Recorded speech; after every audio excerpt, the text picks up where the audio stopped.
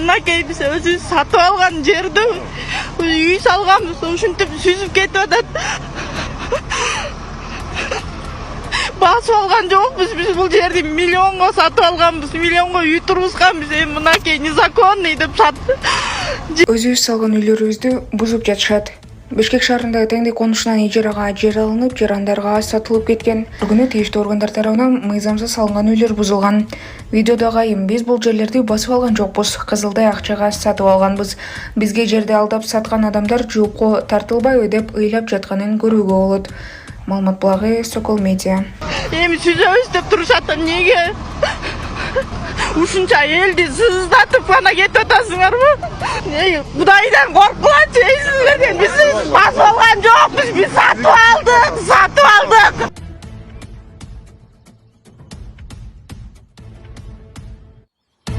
Бастырма 4 контейнер автоунаа күйүп кетти. УКМ Ак Орго конушунда чыккан өрт саат 18:03 толугу менен өчүрүлгөнүн кабарлады. Кырсыктын кесепетинен үйдүн 150 чарчы метр чатыры, бастырма 4 контейнер, бир машина толугу менен күйүп кеткен.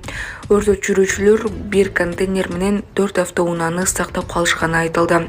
Жабыркагандар жок.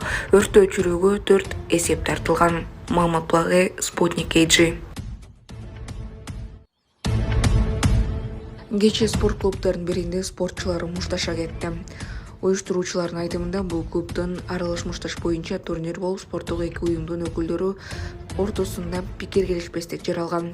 Окуяга катышы бар дегендердин баары милицияга жеткирилди. Маалымат булагы Спутник KG.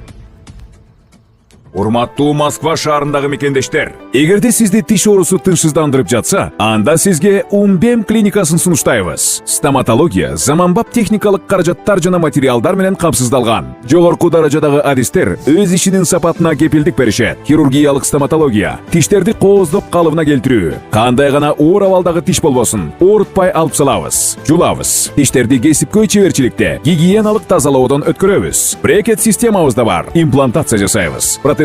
Металлокерамика, цирконий жана башка түрлөрдү колдонуу менен сиз каалаган сапатта тиштериңиздерди оңдоп түзөп, салып жана тазалап беребиз. Биздин дарек Москва шаары, ВДНХ метросу, Кондратюка көчөсү 2, байланыш номеру +7 925 103 22 55. Бишкекте жол таскөчүлөрүнүн унасын айнегин сындырган айдоочу кармалды. Кечээ 16 сентябрда болжол менен саат түнкү 1:20 чамасында рейдтин алкагында токтолуу менен Латвиненко көчөлөрүнүн кесилишинде Hyundai Porter унаасын токтоткон. Анын 54 жаштагы айдоочусунун спирт ичимдигин ичкен деп шектелишкен. Айдоочу күч колдонуп кызматтын Раван Nexia унаасын арткы айнегин сындырып салган.